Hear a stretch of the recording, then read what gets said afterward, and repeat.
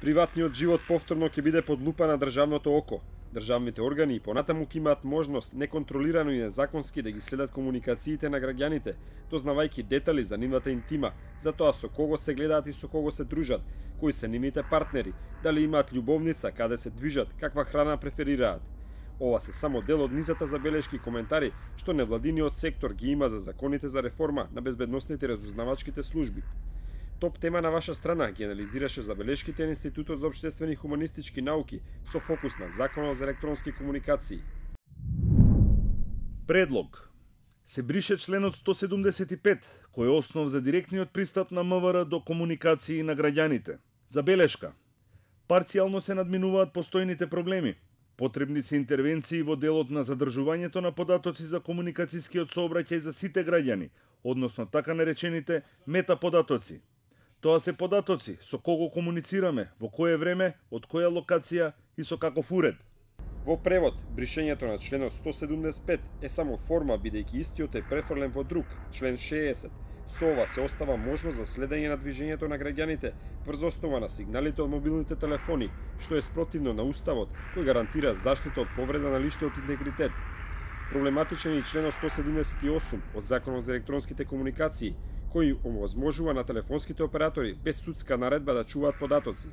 Граѓанскиот сектор се противи на одложената примена на новиот закон, со што се остава луфта од речиси 1 година без промени, оставајќи му се уште неограничен пристап на УБК до содржината на комуникациите на граѓаните.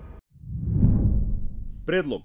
Формирање на оперативно-техничка агенција, ОТА, како самостоен и независен државен орган. Забелешка. Формирањето на ОТА не го надминува ризикот од незаконско пренасочување на сигналот и неовластено следење.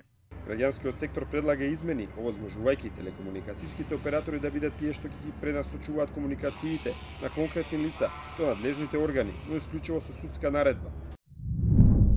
Предлог. Директорот на ОТА да доставува до собранието извештај за работата. Забелешка. Не е утврдена содржината на извештајот со што се создава ризик од прикривање на информации. Решение се гледа во доставување на годишен извештај до јавноста во лесно разбирлива форма. Проблематично во предлог измените на законот се така наречените метаподатоци, чие собирање и чување според граѓанските организации и понатаму представува следење на комуникациите. Со анализа на метаподатоците може да се извлечат прецизни информации за приватните животи, за социјалните врски, за навиките, за вкусовите и движењето на граѓаните. Закрижувачки е што предлог законот им овозможува на органите за следење на комуникации без судска наредба да имаат пристап до ваквите податоци за сите граѓани, вклучително и за период од 12 месеци наназад. Тоа е ризик за масовно и неселективно нарушување на приватноста. Граѓанскиот сектор смета дека е чекор во позитивна насока формирањето на така наречен Совет за граѓански надзор на службите, но има низа недоречености и дупки со што на Советот би му биле врзани рацете, нема да може да постапува по сопствена иницијатива, туку по представки од граѓани и фирми. Спорно е што Советот мора надзорот да го врши со најава, оставајќи простор за манипулации.